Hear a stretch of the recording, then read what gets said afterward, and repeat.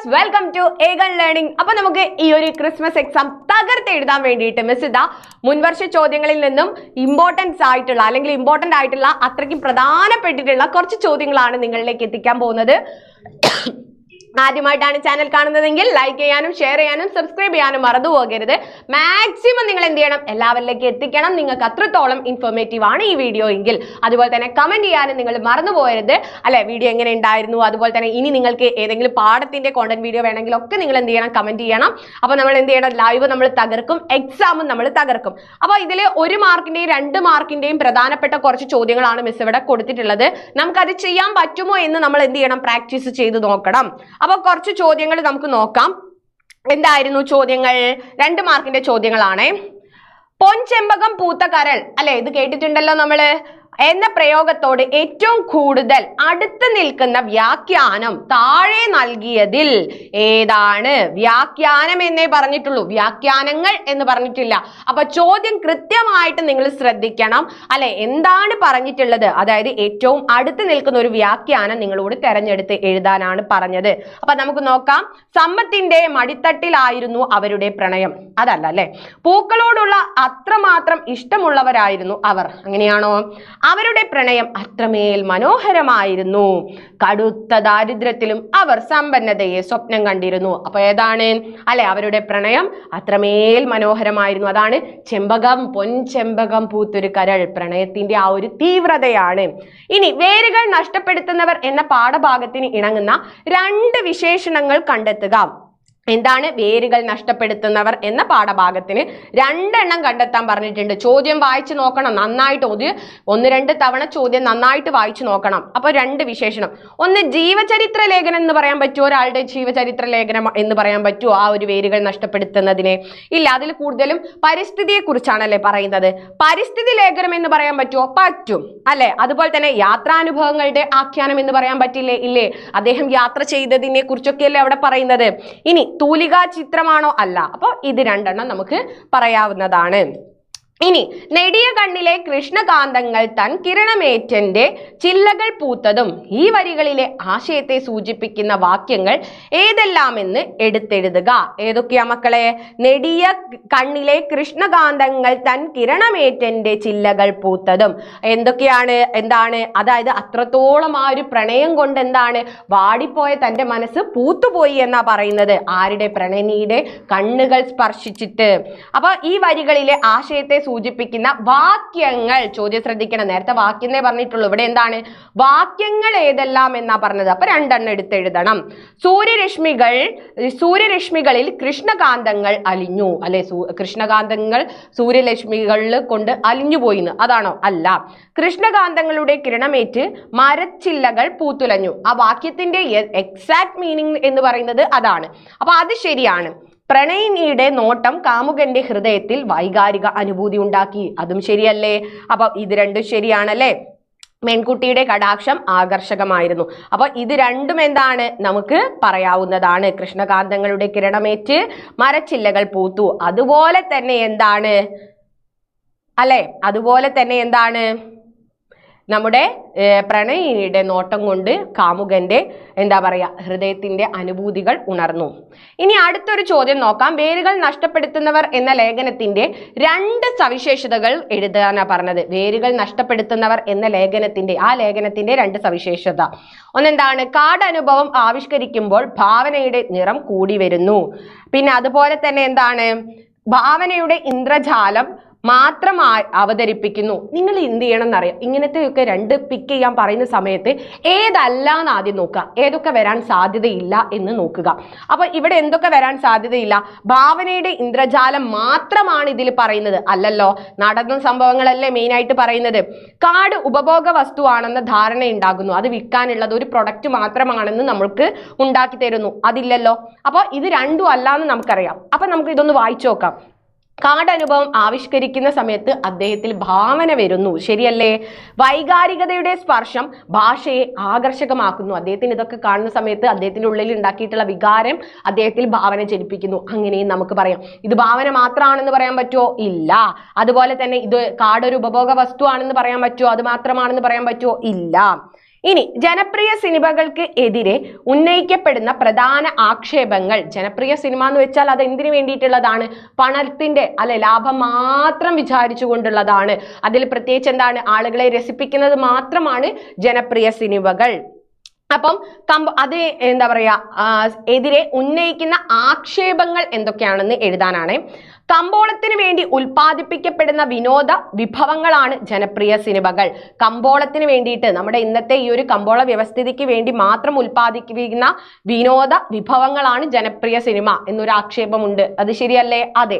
ജനപ്രിയ സിനിമ സമൂഹത്തെ പ്രതിഫലിപ്പിക്കുന്നു. പറയാൻ പറ്റുമോ? ഇല്ല, ഒരിക്കലും പറയാൻ പറ്റില്ല. അതിൽ ചിലപ്പോൾ അമാനുഷികമായിട്ടുള്ള കഥാപാത്രങ്ങൾ ഉണ്ടാവും. അത് എന്താ പറയാ, സമൂഹത്തെ പ്രതിഫലിപ്പിക്കുന്നതാണോ? അല്ല.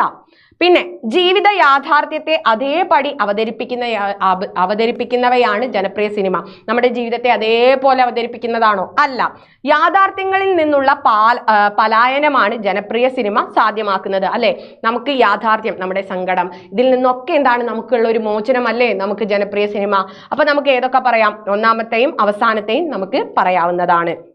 ഇനി പുതുതലമുറയ്ക്ക് കേരളത്തിന്റെ പഴയകാല സാമൂഹിക ചരിത്രം മനസ്സിലാക്കാൻ കായലരികത്ത് എന്ന ഗാന ചിത്രീകരണം എത്രത്തോളം സഹായകമാണ്? ഇന്നത്തെ ആളുകൾക്ക് നമ്മുടെ കായലരികത്ത് എന്ന് പറയുന്ന ചിത്രം കൊണ്ട് പഴയകാല സാമൂഹിക അവസ്ഥ എന്തൊക്കെ പറയാൻ പറ്റും നമുക്ക്? പഴയ കാലത്തിലെ ആ ഗ്രാമീണ അനുഭവങ്ങൾ, പിന്നെ അതുപോലെ തന്നെ എന്താ പറയാ, അവരുടെ കുടവുമായി പുഴക്കടവിൽ വരുന്ന നായിക, പിന്നെ അതുപോലെ തന്നെ എന്താണ് അവരുടെ ആ പ്രണയം, നൊമ്പരം, പിന്നെ ചോറിൽ നിന്നും പിന്നെ എന്താണ് കയറി പൊട്ടിയ പമ്പരം പോലെ അവളിലേക്കുള്ള ആ ഒരു പിടിവിടൽ, ചേറിൽ നിന്നും വളർന്നു പൊന്തിയിട്ടുള്ള സുന്ദരിയായ അവളെ വിശേഷിപ്പിക്കുന്നത്, പിന്നെ അതുപോലെ തന്നെ ആ കയ്യിലും പിന്നെ കുത്തിയും വെയിലത്തുള്ള നടത്തം, അങ്ങനെ എന്താ പറയാ, അവരുടെ ആ വേഷവിധാനം, അവരുടെ സംസ്കാരം, അവരുടെ ജീവിതം, അങ്ങനെ പഴയ ആളുകൾ എങ്ങനെയൊക്കെയായിരുന്നു കഷ്ടപ്പെട്ട് ജീവിച്ചിരുന്നത്, ആ ഗ്രാമീണതയുടെ സൗന്ദര്യം, ഇതൊക്കെ എന്താണ് വിളിച്ചോതുന്നത് തന്നെയാണ് ഏത് നമുക്ക് ഈ ഒരു കായലരികത്ത് എന്നൊരു ഗാനം മാത്രം. അപ്പൊ പഴയ കാലത്തിലെ അവരുടെ ജീവിത രീതികൾ, അവരുടെ വേഷം, അവരുടെ ആ ഒരു ഭാഷ, ഇതൊക്കെ എന്താണ് നമുക്ക് മനസ്സിലാക്കാൻ പറ്റുന്നതാണ് ഈ ഒരു ഗാനത്തിലൂടെ എന്ന് പറഞ്ഞുകൊണ്ട് നിങ്ങൾക്ക് എഴുതാം. ഇനി അടുത്തത്, ഹസ്നയുടെ ഭാവനാ ലോകത്തെ കേൾക്കുന്നുണ്ടോ എന്ന സിനിമയിൽ അവതരിപ്പിച്ചിരിക്കുന്നത് എങ്ങനെ? അവൾ എങ്ങനെയാണ് ഭാവനാ ലോകത്ത് കാണുന്നത്? ഒന്ന് എന്താ പറയാ, അവൾ ഈ വർക്ക്ഷോപ്പിലുള്ള വിവിധ ശബ്ദങ്ങളിലൂടെയാണ് അവൾ എന്താണ് എല്ലാം തിരിച്ചറിയുന്നത്. അതുപോലെ തന്നെ എന്താണ് ഈ ചാക്കോ പാട്ട തട്ടി മറിക്കുമ്പോൾ ഹസ്നയുടെ മുഖത്തുണ്ടാകുന്ന ചിരി, കണ്ണുണ്ടായിട്ടും കാണാത്തവരോടുള്ള ഒരു പരിഹാസം അവൾ ഒളിപ്പിച്ചു വെക്കുന്നുണ്ട്. അതുപോലെ തന്നെ അപ്പുറത്തെ മൈതാനത്ത് നിന്നുയരുന്ന ശബ്ദങ്ങളോട് പ്രതികരിക്കുന്നത് എങ്ങനെയാണ്? അവിടെ കളിക്കുന്ന കുട്ടികളോടൊപ്പം അവളും കൂടുന്നു. ക്രിസ്തുമസ് ഗാനം കേൾക്കുമ്പോൾ നമുക്ക് കേക്കുണ്ടോ എന്ന് ഹസ്ന ചോദിക്കുന്നു. ഇങ്ങനെ അവള് ഓരോന്നിനോടും പ്രതികരിക്കുന്നത് നിങ്ങളോട് പറയാനാണ്. അതായത് ഭാവനാ ലോകത്തെ കേൾക്കുന്നുണ്ടോ എന്ന സിനിമയിൽ അവതരിപ്പിച്ചിരിക്കുന്നത്. അതുപോലെ തന്നെ ആ പൂച്ച, അതിൻ്റെയൊക്കെ കഥാപാത്രങ്ങൾ, ഇതൊക്കെ നിങ്ങൾക്ക് എന്ത് ചെയ്യാം, ഈ ഒരു പാഠഭാഗത്തോട് യോജിപ്പിച്ച് എഴുതാവുന്നതാണ്. അവള് എങ്ങനെയാണ് അവളുടെ ഭാവനാ ലോകം ഉണ്ടാക്കുന്നത്, അവിടെ അവൾക്കൊരു കളിക്കൂട്ടുകാരുണ്ട്, അങ്ങനെ അവളുടെ ലോകത്തെ കുറിച്ച് നിങ്ങൾ എന്ത് ചെയ്യണം, എഴുതിക്കൊള്ളണം. ഓക്കെ, വിശദീകരിച്ച് എഴുതണേ. പിന്നെ പ്രകൃതിയുടെ സൗന്ദര്യം ആസ്വദിക്കാനുള്ള മനുഷ്യന്റെ യാത്രകൾ, കാടിന്റെ, മെയിനായിട്ട് ആ ഹസ്നയുടെ ഭാവനാ ലോകം എന്ന് പറയുന്ന സമയത്ത് ഈ എന്താ പറയാ, അവള് ഉണ്ടാക്കുന്ന ആ ഒരു ലോകത്തിലെ പൂച്ചകളെ കുറിച്ചൊക്കെ നിങ്ങൾ എഴുതിക്കൊള്ളണം. പ്രകൃതിയുടെ സൗന്ദര്യം ആസ്വദിക്കാനുള്ള മനുഷ്യന്റെ യാത്രകൾ കാടിന്റെ സ്വാഭാവിക താളത്തെ ഇല്ലായ്മ ചെയ്യുന്നുണ്ടോ? ഇന്നത്തെ കാലത്ത് നമ്മൾ പ്രകൃതിയെ ആസ്വദിക്കുന്നതോടൊപ്പം പ്രകൃതിയുടെ ആ ഒരു സ്വാഭാവികതയെ ഇന്ന് നമ്മൾ ഇല്ലാതാക്കുന്നുണ്ടോ? ഇല്ലേ? നമ്മൾ ഒരുപാട് മലിനപ്പെടുത്തുന്നു, നമ്മൾ എന്താണ് പല രീതിക്കുള്ള അവശിഷ്ടങ്ങളൊക്കെ അവിടെ ഇടുന്നു. പിന്നെ അതുപോലെ തന്നെ എന്താണ് മനുഷ്യൻ പലതും വെട്ടി നികത്തി പ്രകൃതിയെ ആസ്വദിക്കാൻ എന്ന വണ്ണം പ്രകൃതിയെ നശിപ്പിച്ചുകൊണ്ടാണ് മനുഷ്യൻ എന്താണ് പ്രകൃതിയെ ആസ്വദിക്കുന്നത്. ഇങ്ങനെ പറഞ്ഞുകൊണ്ട് അതുപോലെ തന്നെ മൃഗങ്ങൾക്കും മറ്റ് ജീവജാലങ്ങൾക്കും ശല്യം ഉണ്ടാക്കിക്കൊണ്ടാണ് മനുഷ്യൻ എന്താണ് പ്രകൃതിയെ ആസ്വദിക്കുന്നത്. ഇങ്ങനെയൊക്കെ പറഞ്ഞ് നിങ്ങൾക്ക് നിങ്ങളുടെ നിരീക്ഷണങ്ങൾ കുറിപ്പാക്കിയിട്ട് എഴുതാം. ഇനി കൈപ്പാട് എന്ന സിനിമയിൽ ഏറ്റവും പ്രസക്തം എന്ന് നിങ്ങൾക്ക് തോന്നിയിട്ടുള്ള ഒരു സന്ദർഭം, അതിലെ ഏത് സന്ദർഭമാണോ കൈപ്പാട് എന്ന് പറയുന്ന ആ ഒരു എന്താ പറയുക ഡോക്യുമെന്ററിയിൽ നിങ്ങൾക്ക് ഏത് സന്ദർഭമാണോ ഒന്ന് ഇഷ്ടമായത് അതിനെക്കുറിച്ച് നിങ്ങൾ കണ്ടിട്ടുള്ള ആ ഒരു സന്ദർഭത്തിൽ ഇഷ്ടമുള്ള ഒരു രംഗത്തെക്കുറിച്ച് നിങ്ങളൊന്ന് എഴുതണം. ഇതൊക്കെയാണ് എന്താ പറയുക 2 മാർക്കിന് ചോദിച്ചിട്ടുള്ള ചോദ്യങ്ങളൊക്കെ ഉണ്ടായിരുന്നത്. പിന്നെ 6 മാർക്കിന് ചോദിച്ചിട്ടുള്ള കുറച്ച് ചോദ്യങ്ങൾ എന്ന് പറയുന്നത്, നാം കാണാത്തതും കേൾക്കാതെയും പോകുന്ന കാര്യങ്ങളെ അന്ധമായ പെൺകുട്ടിയിലൂടെ കേൾപ്പിക്കുകയാണോ കേൾക്കുന്നുണ്ടോ എന്ന ഹ്രസ്വചിത്രത്തിലൂടെ സംവിധായിക ചെയ്യുന്നത്? നിങ്ങളുടെ നിഗമനങ്ങൾ അവതരിപ്പിക്കുക. ഇത് എത്ര മാർക്കിന്റെ ചോദ്യം മക്കളെ? 6 മാർക്കിന്റെ ചോദ്യമാണ്. അപ്പൊ 6 മാർക്കിന്റെ എല്ലാ ചോദ്യത്തിനും പാഠഭാഗത്തെ കുറിച്ച് എൻ്റെ മക്കള് ഒരു ഇൻട്രൊഡക്ഷൻ, ആരാണ് എഴുതിയത്, അത് എന്താണ്, ഹ്രസ്വചിത്രമാണോ എന്നതൊക്കെ കുറിച്ച് എഴുതുക.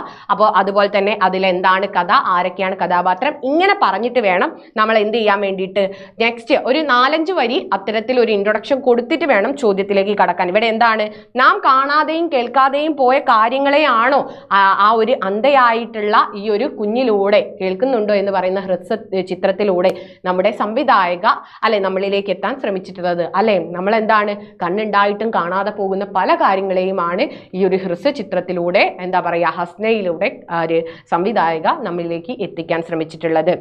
അതിന്റെ വിശദീകരണം ഒന്ന് മിസ് ഇവിടെ കൊടുത്തിട്ടുണ്ട് കേട്ടോ. അതായത് വകതിരിവില്ലാത്ത വികസനം തകർത്ത് കളയുന്ന ജീവിതങ്ങളെ കുറിച്ചുള്ള ആശങ്കകൾ തന്നെയാണ് ഈ ഒരു സിനിമയിൽ അല്ലെ ഈ ഒരു കണ്ണു കാണാത്ത ഈ ഒരു കുഞ്ഞിലൂടെ എന്താണ് അവതരിപ്പിക്കുന്നത്. അവരുടെ നൊമ്പരം, അതുപോലെ തന്നെ ഉപജീവന മാർഗം ഇത്തരം വികസനങ്ങൾ കൊണ്ട് ഇല്ലാതാകുന്ന ഒരുപാട് ആളുകളുണ്ട് അല്ലെ, ഒരുപാട് പേർക്ക് ജീവിതങ്ങൾ ഇല്ലാതാകുന്നു. അപ്പോൾ നമ്മൾ കണ്ടിട്ടും കണ്ടില്ല എന്ന് നടക്കുന്ന ഒരുപാട് സാധാരണക്കാരുടെ ജീവിതമാണ് ഈ ഒരു സിനിമയിലൂടെ എന്താണ് നമുക്ക് സംവിധായക കാട്ടിത്തരുന്നത്. ഇങ്ങനെ പറഞ്ഞിട്ടുള്ള വിശദീകരണമായിരിക്കണം നിങ്ങൾ നടത്തേണ്ടത്. അപ്പോൾ ഇൻട്രൊഡക്ഷൻ എഴുതാൻ മറന്നു പോകരുത്. അടുത്തൊരു ചോദ്യമാണ്, നിമിഷ നേരത്തേക്ക് മുഖം കാട്ടുന്ന കഥാപാത്രങ്ങളെ പോലും അവിസ്മരണീയമാക്കുന്നതിലുള്ള ഡിസികെയുടെ വൈദഗ്ധ്യം സൈക്കിൾ മോഷ്ടാക്കൾ എന്ന സിനിമയിൽ കാണാം. ഏതെങ്കിലും 2 കഥാപാത്രങ്ങളെ അടിസ്ഥാനമാക്കി വിശദീകരിക്കാം. നിങ്ങൾക്ക് വേണമെങ്കിൽ റിച്ചിയുടെ ഭാര്യയെയും മകനെയും ഒക്കെ കുറിച്ചിട്ട് വിശദീകരിച്ച് എഴുതാം. പക്ഷെ എന്ത് വിശദീകരിക്കുന്നതിന് മുന്നേയും പാഠഭാഗം എഴുതിയത് ആരാണ്, അതുപോലെ തന്നെ അത് സിനിമയാണോ, എന്താണ്, ഇതിലെ കഥാപാത്രങ്ങൾ ആരൊക്കെയാണ്, ഇങ്ങനെയുള്ളതിനൊക്കെ വിശദീകരിച്ചിട്ട് എന്നിട്ട് പറയണം അല്ലെ. നിമിഷ നേരത്തേക്ക് മുഖം കാട്ടുന്ന കഥാപാത്രങ്ങൾക്ക് പോലും എന്താണ് അവിസ്മരണീയമാക്കാൻ ുള്ള ഒരു കഴിവ് ഡിസികയ്ക്കുണ്ട്. ആ വൈദഗ്ധ്യം എന്താണ് ഡിസികയ്ക്കുണ്ട്. അപ്പോൾ എന്ന് പറഞ്ഞുകൊണ്ട് അതിന് ഉദാഹരണമാണ് ഈ കഥാപാത്രങ്ങൾ എന്ന് പറഞ്ഞുകൊണ്ട് വേണം മക്കള് വിശദീകരിക്കാൻ. ഓക്കെ. അപ്പം അതുപോലെ തന്നെ എന്താണ് 100 വെറ്റില തിന്ന പുലരി വരുവോളം ഇത്തരം പ്രയോഗങ്ങൾ തന്നിട്ട് അത് അണ്ടർലൈൻ ചെയ്തുകൊണ്ട് അതിനെ എന്താ പറയുക വിശദീകരിക്കാൻ പറയും. അതായത് കാവ്യഭംഗി എന്താണ്.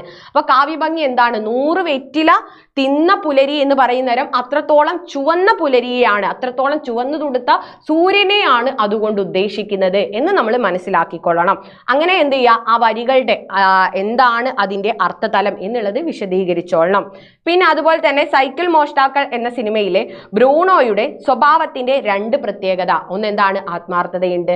അതുപോലെ തന്നെ എന്താണ് ഒരു ഏത് കാര്യങ്ങളെയും അല്ലെ എന്താ പറയാ സമയോചിതമായിട്ട് അദ്ദേഹത്തിന് പെരുമാറാനുള്ള ഒരു കഴിവ് ആർക്കുണ്ട്? ഈ ഒരു കുഞ്ഞു ബാലനുണ്ട്. അതുപോലെ തന്നെ സത്യസന്ധത, ഇങ്ങനെയുള്ള ഒരുപാട് അല്ലെ ഓർത്തെടുക്കാനുള്ള കഴിവ്, കുടുംബത്തിന്റെ ദുഃഖത്തോടൊപ്പം എന്താണ് ചേർന്ന് നിൽക്കാനുള്ള പക്വത, ഇതൊക്കെ നമുക്ക് ആരിൽ പറയാം? ബ്രൂണോയുടെ സവിശേഷതകളിൽ 2 എണ്ണമായിട്ട് നിങ്ങൾക്ക് സൂചിപ്പിക്കാം.